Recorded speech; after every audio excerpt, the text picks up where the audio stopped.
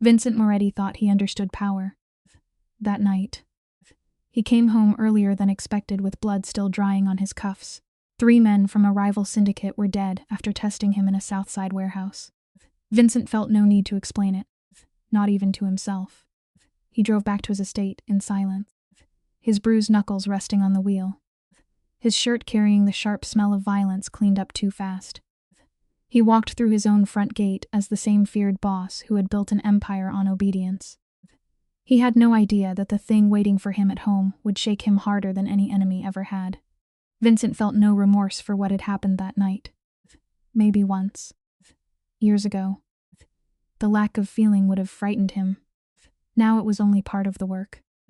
He dismissed his driver with a tired motion and felt a small relief when he saw the states dark and quiet. All he wanted was his office, a glass of scotch, and enough silence to bury the smell of that warehouse. But as he crossed the courtyard, a strange rhythm broke through the night. Thud, thud, clang it came from the detached garage, the old one filled with dead cars and forgotten equipment. Vincent stopped walking. In his world, nothing strange was ever harmless. His hand moved toward his weapon before he had time to think. 12 years of ruling dangerous men had taught his body to react before his mind asked questions. He moved along the wall, pressed his back against the cold brick, and eased the side door open. What he saw inside made the whole night behind him vanish. His son, Ethan, was standing, not folded into the wheelchair that had become part of the house, not waiting to be helped, but standing on his own. Swinging his bare fists into a heavy sandbag, for a second, Vincent could not move. He had seen men die without blinking, but this left him breathless. 17-year-old Ethan had been deaf since he was 9. His hearing taken in a bombing, Vincent still carried like a blade under the ribs. The same blast had damaged the nerves in his legs. Standing hurt him. Running was impossible. Doctors had said the boy would always need help, always need protection, always move through life with limits no one could undo. Yet there he was, driving punch after punch into the leather bag. His form was rough. His balance broke every few seconds. But every hit had anger in it, and something sharper than anger. It had refusal. The bag swung back at him. Ethan's legs shook badly, but he forced himself upright and hit it again. Beside him stood Claire, the new maid hired only a few weeks earlier, gently adjusting his guard. Vincent had barely looked at her since she arrived. Her file was clean. Her references were good, and she seemed far away from his bloody world. To him she had been part of the background. Quiet footsteps, folded linens, lowered eyes. Now, near midnight, she was teaching his vulnerable son how to take a blow and answer it. The sight struck Vincent harder than he wanted to admit. Vincent shoved the door open, and the hinges screamed into the night. Claire turned, but she did not crumble under his stare. She went still, steadying herself like someone who had expected this moment. Ethan threw one more punch before noticing the change in her posture. When he turned and saw his father, the fire in his eyes dimmed at once. He reached for his medical cane with a sadness Vincent knew too well but had never really understood. Vincent's voice came out low and dangerous. He ordered Claire to step away. He told himself it was protection. Deep down, it sounded more like fear. The guards froze near the open door. "Mr. Moretti," one of them muttered. Vincent ignored him. "Get away from my son," he snapped.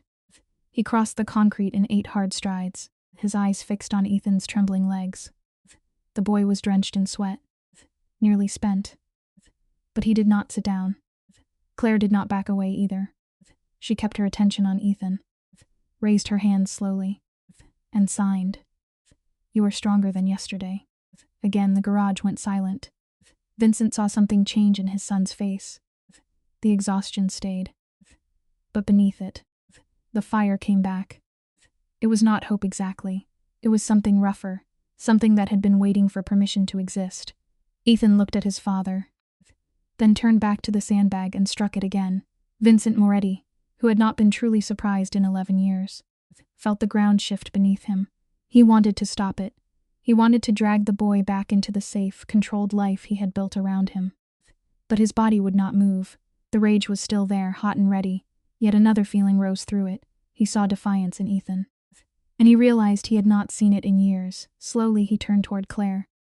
Claire watched him with unsettling calm, as if she had already imagined every version of this confrontation. That calm irritated him more than fear would have. "You're finished," he growled. "Collect your things tonight." Claire nodded once. "That is your right," she said. Then she gave him the truth without softening it. "But he will stop again.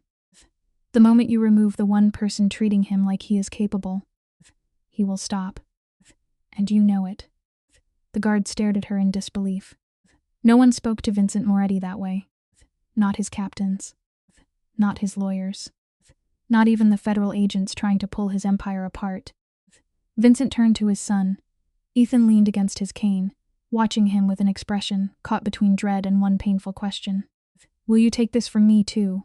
Vincent's jaw tightened. He looked back at Claire. "You do not leave this estate with him," he said. "You do not see him outside your duties, and you do not speak of this." He let the silence settle cold between them.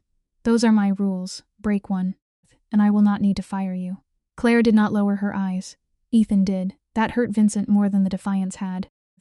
He turned and walked out before either of them could see it on his face. At the door, Vincent paused. "Bennett," he ordered, "lock this garage when you're done." Then he stepped into the cold night and stood alone in the dark courtyard. For 2 full minutes. He listened to the steady thud of the sandbag behind the steel door. For 8 years, he had told himself that hiding Ethan was mercy. Protection, love, but standing there in the shadows. He wondered if he had only been protecting himself from the sight of his son's pain. By morning, the mood inside the mansion had changed.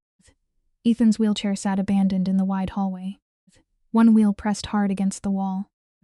When the housekeeper tried to move it, she found Ethan's bedroom door locked from the inside, with a heavy chair wedged beneath the handle.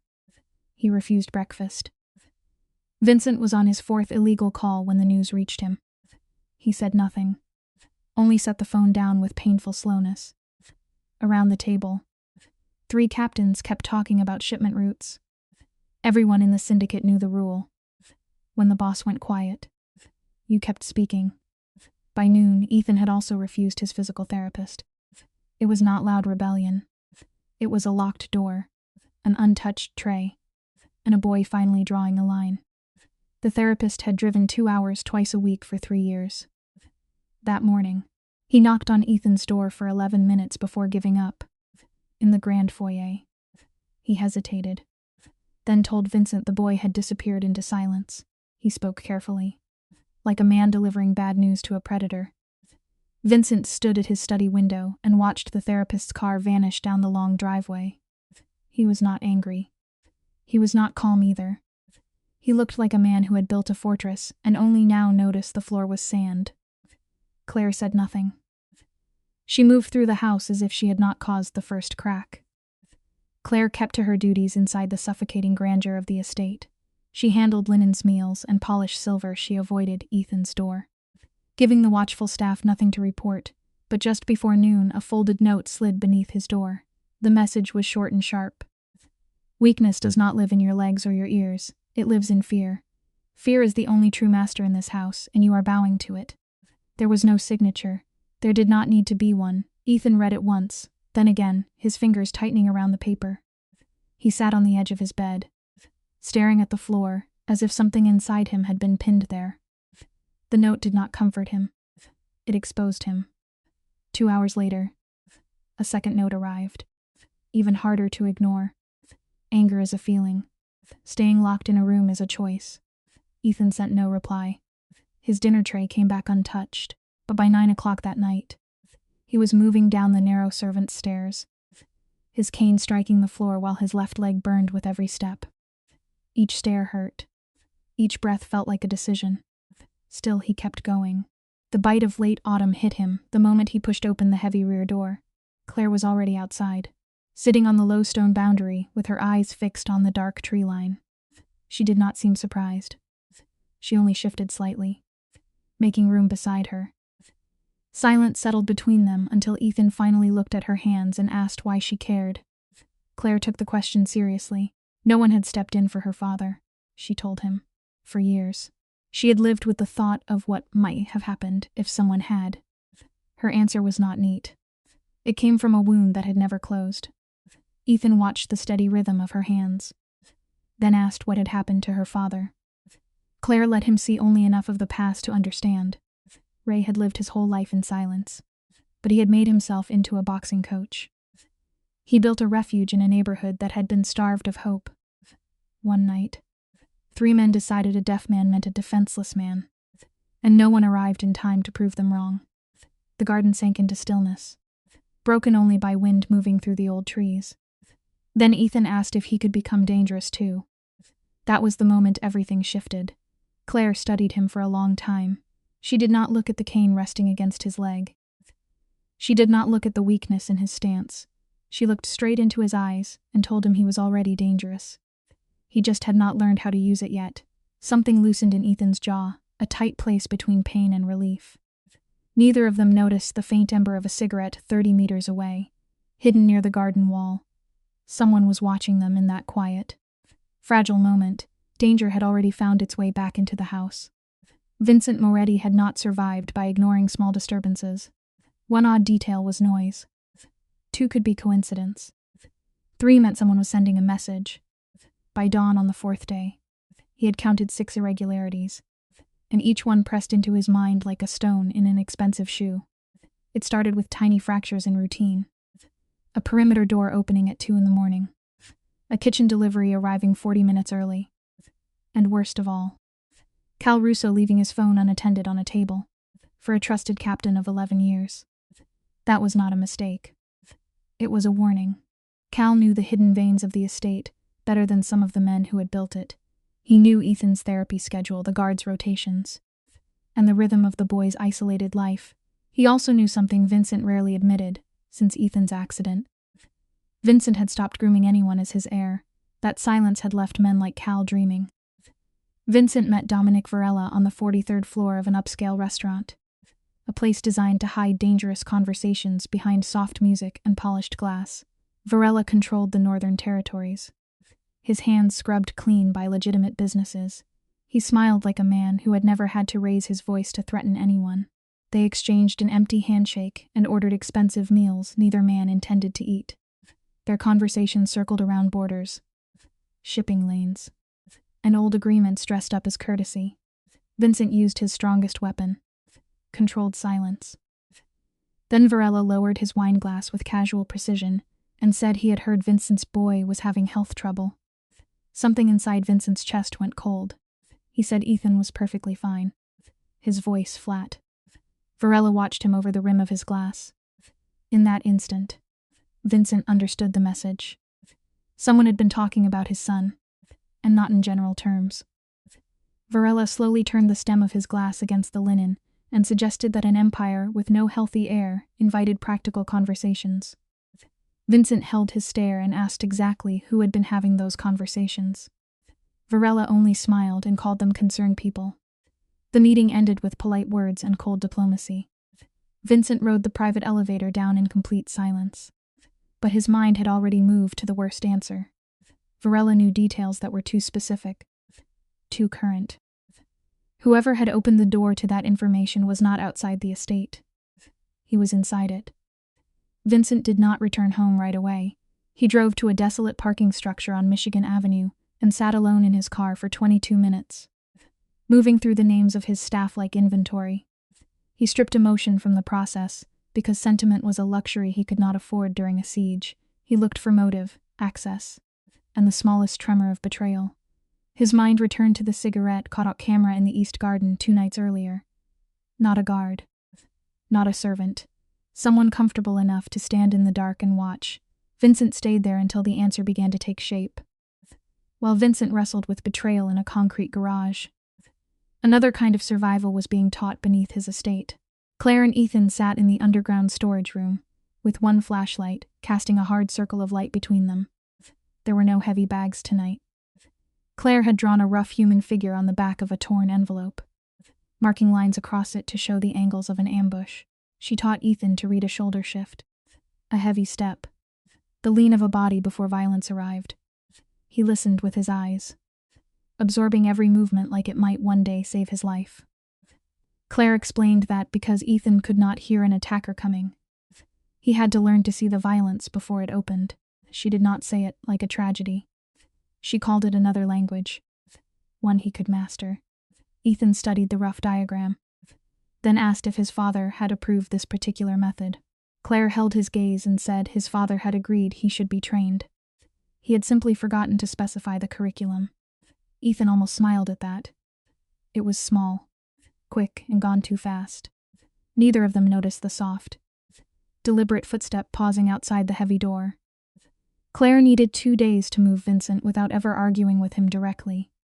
She understood that a defensive Vincent Moretti was a sealed vault, so she moved around him carefully, like water finding its way around stone. First, she placed a medical journal about the psychological damage of isolated youth beside his morning coffee. The next day, she mentioned loudly to the housekeeper that Ethan missed the lake. By the third morning, Vincent appeared in the corridor and ordered a heavily guarded trip to the pier. He spoke as if the idea had always been his. Claire only nodded and went to prepare Ethan. Claire told Ethan to wait until she had personally checked the perimeter. There was no soft smile, no speech about courage. She had slipped back into her professional armor.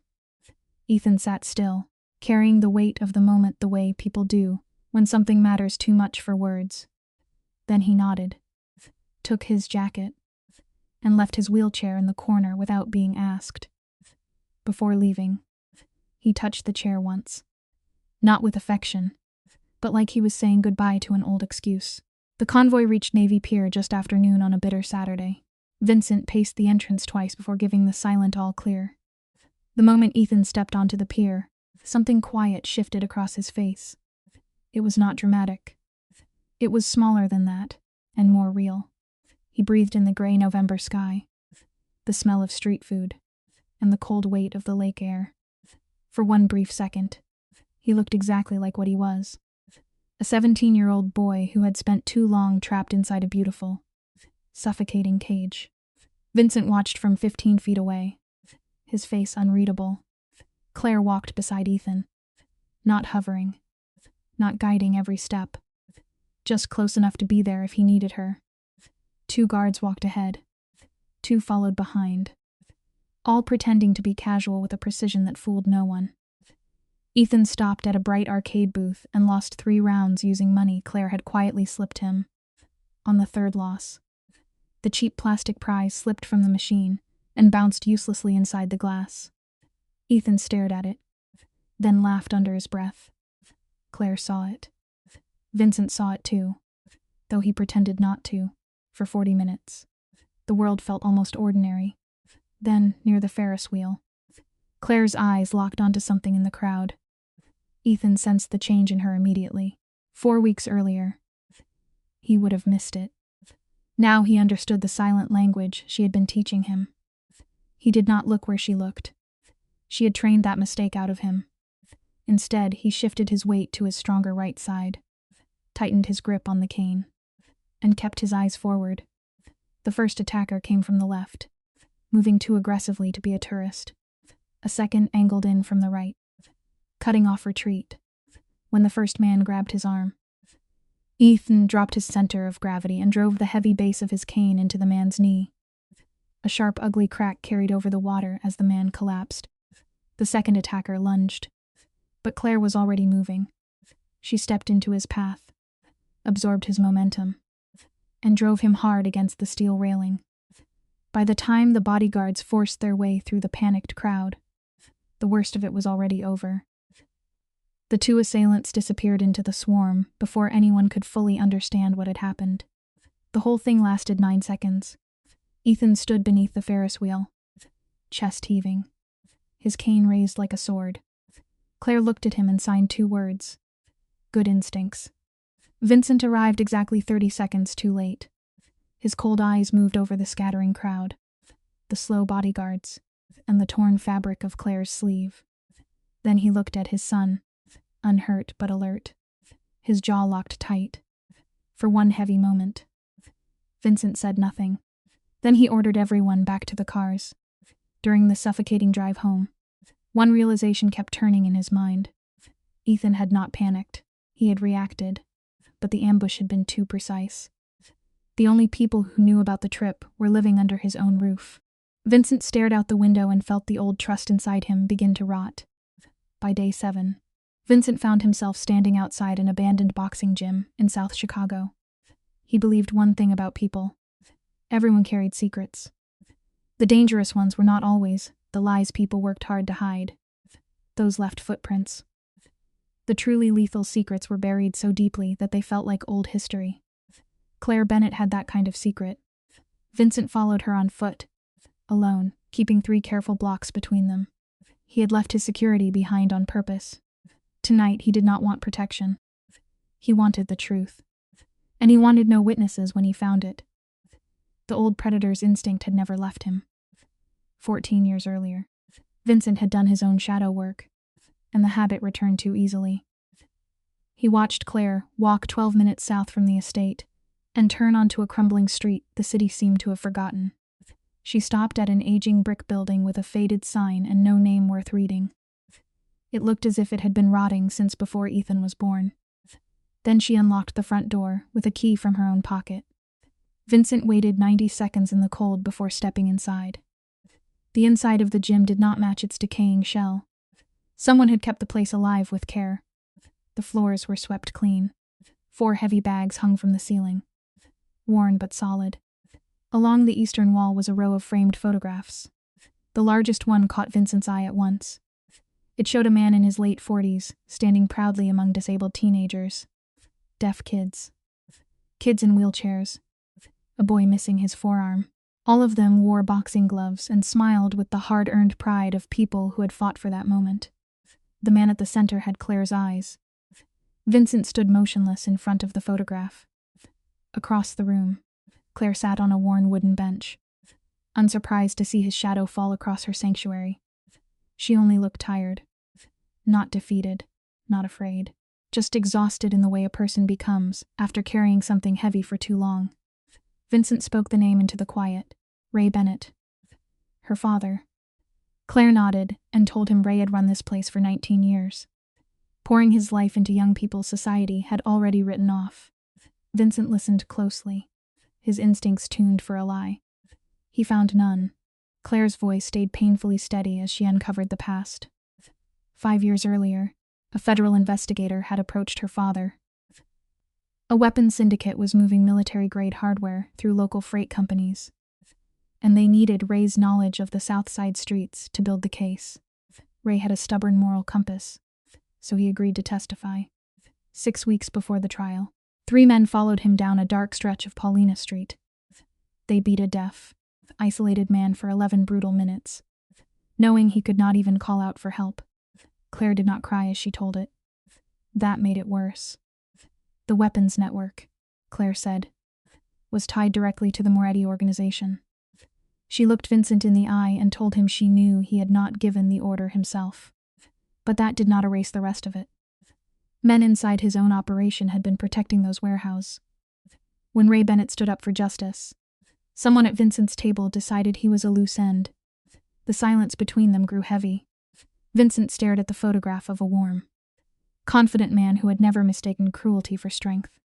Somewhere deep inside him, something old and frozen began to crack. Vincent had survived for decades without letting guilt slow him down. Now it stood in front of him with a name and a face. "You took the job to investigate us," he said. Claire did not flinch. She told him she only needed the truth about the names on the order. Then he asked about Ethan. Her voice softened at once, the armor falling away. "Ethan was not part of the plan," she whispered. He reminded her of the forgotten children her father used to train, the invisible ones people dismissed without thinking. Vincent took that in, then turned and paced the empty gym. He stopped with his back to her, staring into the dark for the first time.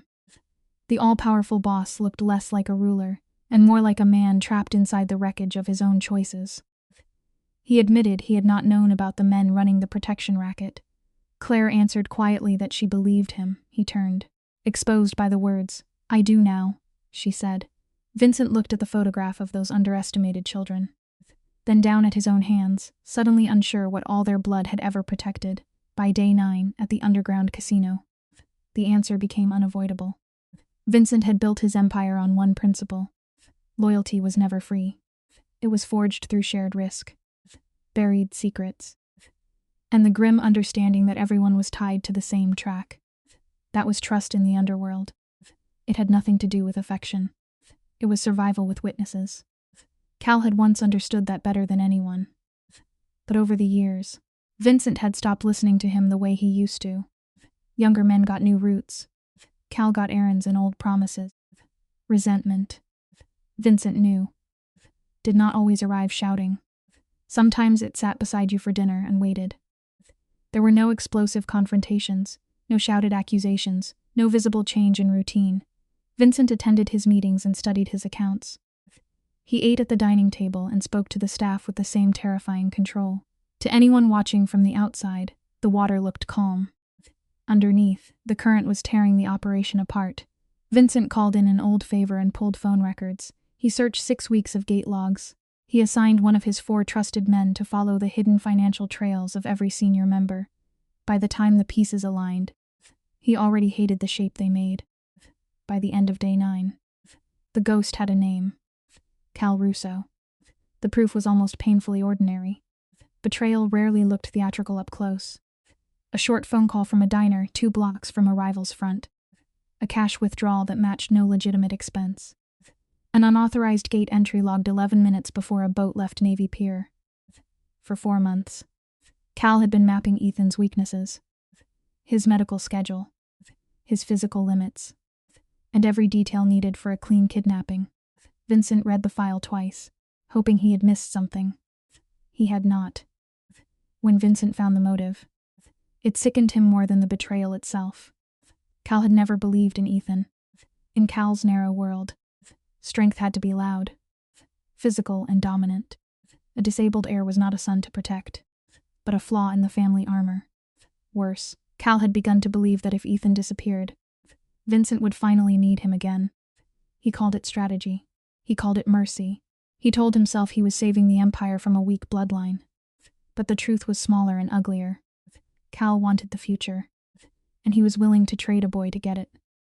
Vincent read the final dossier in heavy silence. Meanwhile, Ethan discovered the betrayal the way he had learned everything inside that estate, quietly from the margins. Restless, he moved through the dark corridor with his cane. He could not hear the despair inside the study, but he did not need to. Through the cracked door, he saw it in his father's shoulders, in the rigid posture of a king watching his castle burn. The laptop cast a cold glow across the room. Ethan could not read every word, but he saw enough. His own name. Cal's name. And one word that did more damage than all the rest. Liability. The word burned itself into Ethan's mind. He stood frozen in the shadows, back in his bedroom. He sat on the mattress with the stillness of someone watching his entire world collapse. An hour later, Claire found him. One look at his broken expression told her enough. She did not offer empty comfort. She sat beside him and gave him the steady presence his father had never known how to give. Finally, Ethan asked if she knew people saw him as a burden. Claire answered honestly. Some people did, she said, but not the people who mattered. Claire made the distinction clear because Ethan needed it to be clear. Weakness and disability were not the same thing. When he asked the difference, she signed slowly, making sure every movement landed. Weakness, she told him, is a choice. Disability is a condition. Cal had chosen to underestimate him every morning. That ignorance belonged to Cal, not to Ethan. The boy stared at the floor, absorbing the words. When he finally looked up, Claire warned him that the violence around them had already started moving. He needed to be ready, not because he was invincible, but because he finally understood he was worth defending. That knowledge was the only armor that would hold. Down the corridor, Vincent snapped his laptop shut and sealed the fate of his empire. He dialed a federal contact he had avoided for years, a patient man who was dangerously close to losing patience. I have names, Vincent said quietly. All of them. Then he added the condition. He had to clean his own house first. The board was set. The next move took them to the lake house, a secret fortress Vincent had owned for 9 years and used only 4 times. Hidden 40 minutes north of the city on an unmarked road. It sat between dense woods and open water. The lake house was a ghost. No neighbors for a kilometer. A gate with a weekly code. And a location outside the known map of Vincent's life. He told only 3 people. His guard, Marco. His lawyer. And Cal Russo. He told Cal on purpose. Vincent was no longer running from a collapsing empire. He was setting a trap. They reached the isolated property on a Thursday evening, as the first hard storm of winter rolled in from the northwest. The sky darkened early, pressing blackness into the woods. Ethan watched his father from the back seat and knew, without being told, that the night would not end quietly. By 8, the storm was striking the windows in hard sheets. The lights flickered but held. Ethan sat at the table, working through his balance exercises with slow focus. Claire prepared food while Marco disappeared into the rain for one last sweep. Vincent sat at the head of the table, saying nothing, watching the clock move toward judgment. For a moment, Ethan slid a cup of coffee closer to him. Vincent looked down at it, then at his son, and gave the smallest nod. At 10:43, the power died. It was not a natural flicker. It was a clean, deliberate cut. Dark shapes emerged from the tree line. 3 shadows advanced from the east, and 2 more crept in from the dock. Vincent was on his feet before the dark fully settled. In the blackness, Claire moved by instinct, placing one hand on Ethan's shoulder. Vincent could almost feel her mind calculating. East staircase, he whispered. Service hall to upper storage. Stay there. He did not wait to see if they obeyed. He rushed toward Marco's position near the front doors. The next 4 minutes became chaos. Gunfire broke out at the east entrance. Glass shattered below. Vincent's commands cut through the house, then stopped with a sound that was sickeningly wrong.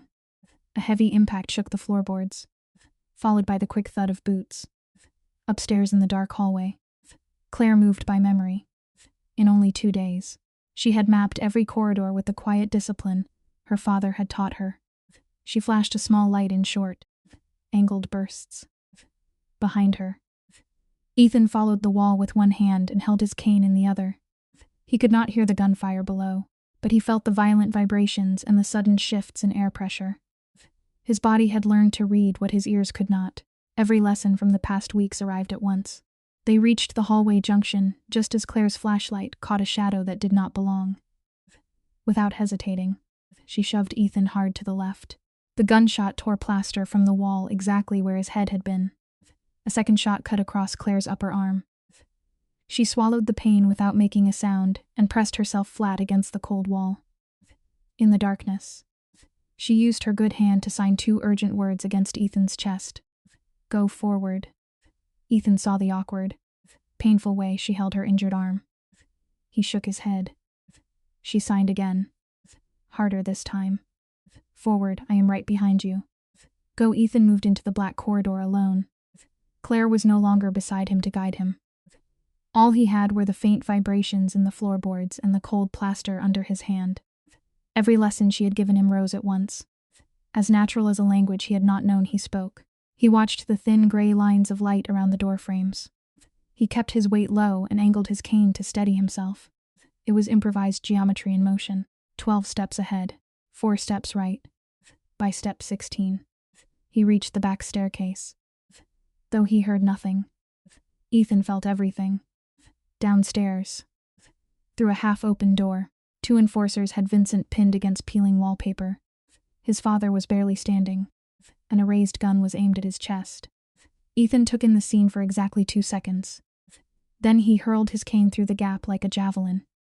The heavy wood struck the gunman's forearm, sending a wild bullet into the plaster ceiling. Vincent reacted with lethal precision, exploding forward like a cornered animal given the smallest opening. Within 30 seconds, the threat was gone. Breathing hard, Ethan locked eyes with his father. No words passed between them. None were needed. Outside by the dock, a fire had already begun eating the east wing. It had not been planned. A shattered lantern had touched dry timber, and the old house took the flames fast. By the time Vincent dragged Ethan into the freezing air, the upper windows glowed orange through the downpour. Marco stood nearby, clutching a bleeding shoulder and refusing to fall. The remaining attackers had fled into the trees, their operation ruined by the spreading fire. Vincent looked back once at the burning house and understood that the trap had taken more than he meant to give. Cal Russo was not among the men who ran. He stood at the end of the dock. Vincent saw him the moment they cleared the ruined garden. Cal was a dark shape against the black water, with the burning house behind him and rain cutting through the firelight. He held a gun, though it hung uselessly at his side. He looked like a man who had run out of roads, but still refused to admit he had reached the end. Without looking away, Vincent tried to hand Ethan to Marco and order him back. Ethan pulled his arm free. When Vincent turned, the boy simply shook his head. There was no time to argue. Vincent moved toward the lake, and Ethan kept pace, planting his cane firmly in the mud. Marco followed behind, one hand near his weapon. The burning house threw monstrous shadows across them. Cal watched them come. Suddenly he looked old. The cold calculation that usually lived in his eyes was gone. What remained was the hollow exhaustion of a man who had waited too long to be chosen and had mistaken bitterness for vision. Vincent stopped at the edge of the icy dock and told his old friend to drop the weapon. Cal stared back with something almost like sorrow. Cal said he had done what Vincent no longer had the stomach to do. He called Ethan a weakness. But underneath the words was years of resentment. He had given Vincent his loyalty, his crimes, his youth. And still the Moretti name would pass to a boy who could barely cross a room without pain. In their world, Cal argued, bloodlines were useful only if they could survive. Vincent answered with brutal calm. He listed Cal's sins one by one, selling his son to a rival, ordering collateral murders, and running a show weapons ring under Vincent's nose for 6 years. Cal's face twitched as each excuse died. Cal had not realized Vincent knew everything. Cornered, he raised the gun. Ethan did not step back. He stepped directly in front of his father. Vincent reached to pull him away, but Ethan caught his wrist in midair. The grip was firm, a silent order to stop. It said clearly, "I am in control now." Ethan turned his eyes toward Cal, the man who had eaten at their table and signed birthday cards as Uncle Cal to keep the lie alive. Cal stared into the eyes of the boy he had just called a weakness. For the first time that night, he looked unsure. Cal had built his entire logic around one fatal mistake. He believed Ethan was a fragile pawn that could be removed from the board. But standing there in the firelight and rain, Ethan was anything but fragile. He was Vincent's son. He was still shaking, still hurting, still afraid, and still standing.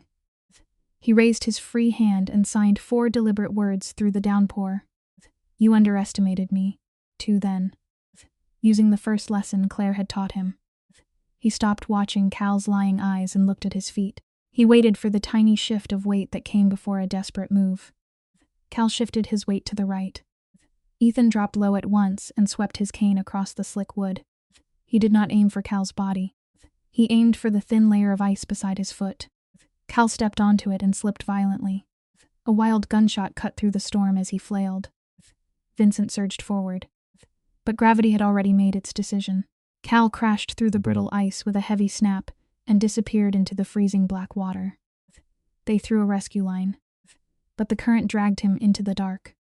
After staring into the water, Vincent finally turned. Ethan stood behind him, trembling and gasping, fully upright without his cane. Ethan's legs shook hard, but he refused to fall. Vincent crossed the distance in 2 strides and pulled his son into a fierce embrace. It was not the careful hold of a father afraid to touch broken glass. It was the desperate grip of a man realizing he had been losing his son for years, not to rival syndicates or violence, but to his own fear. At last, Ethan's arms rose and held him back. He buried his face in his father's soaked shoulder.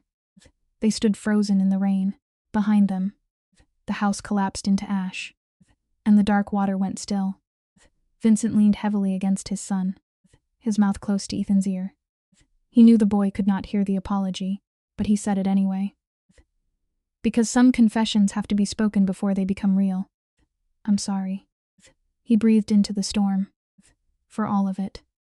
For every year I locked you away and convinced myself it was love. Ethan's grip tightened. That simple squeeze said enough.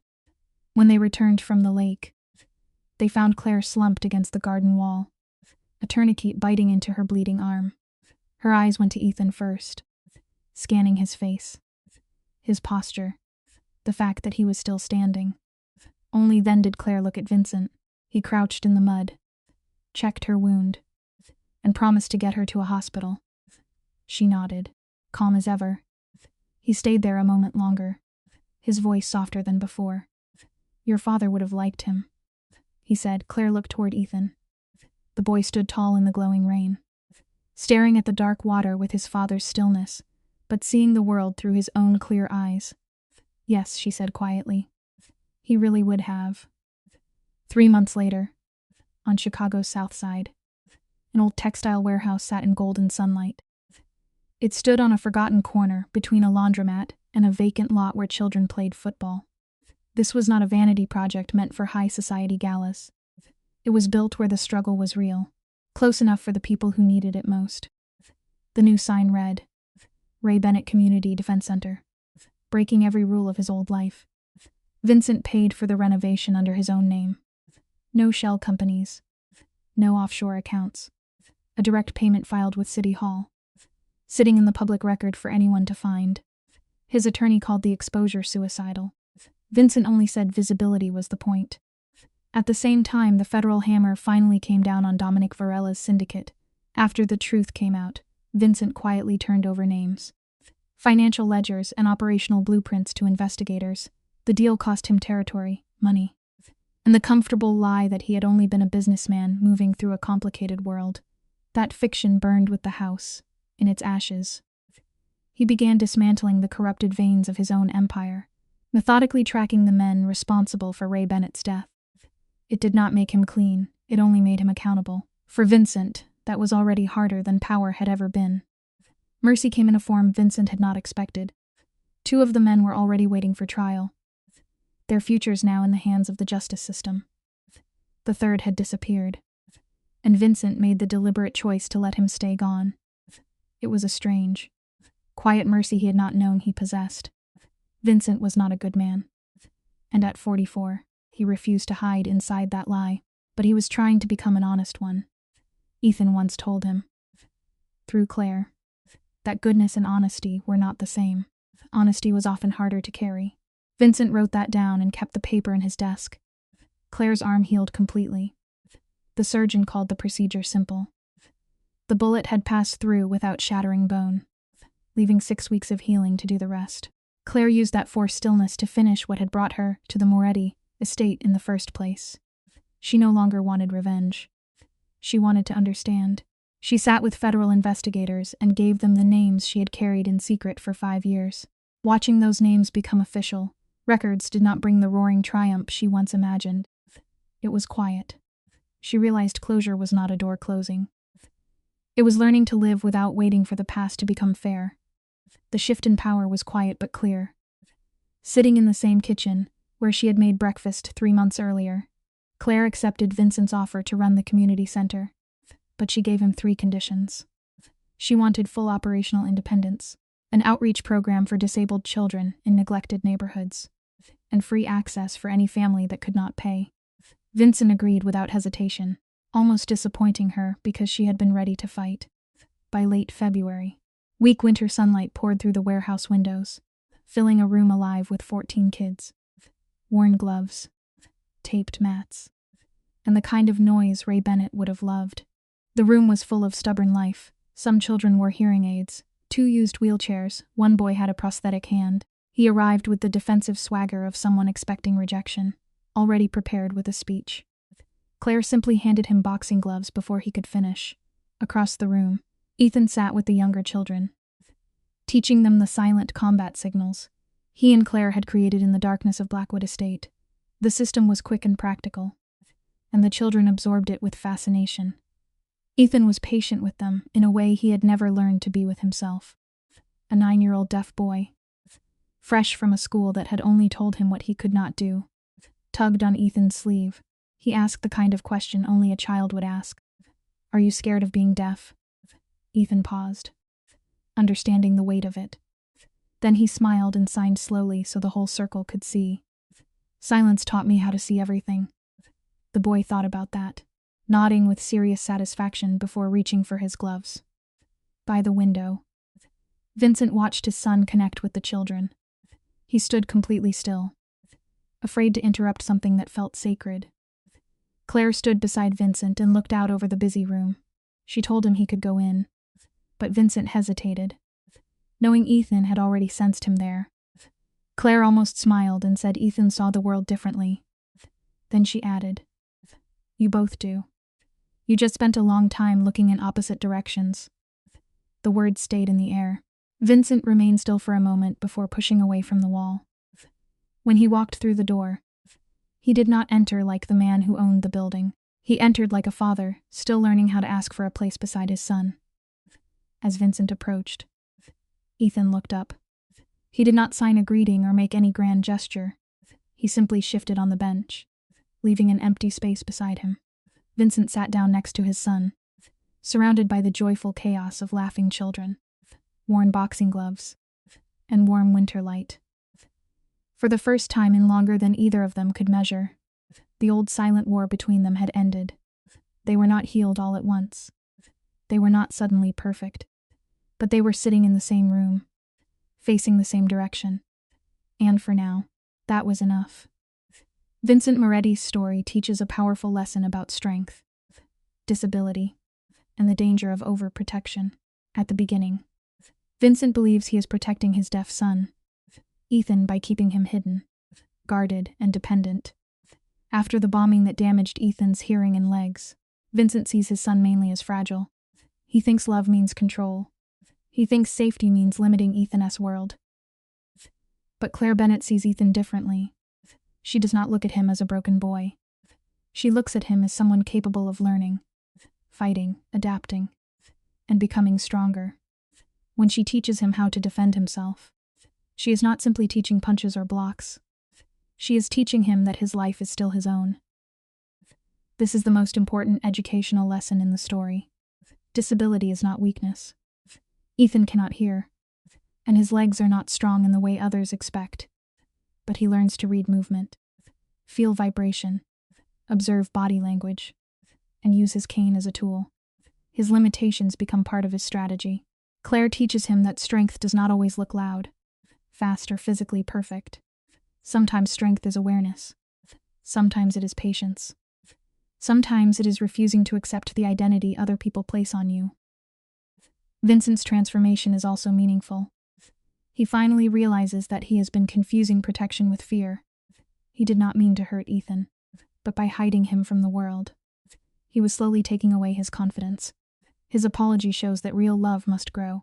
Parents and protectors must learn when to hold on and when to let someone stand. For viewers, Ethan's journey is inspiring. It reminds us not to define people by what they cannot do. The right encouragement can awaken courage that has been buried for years. True strength begins when someone finally believes, "I am capable,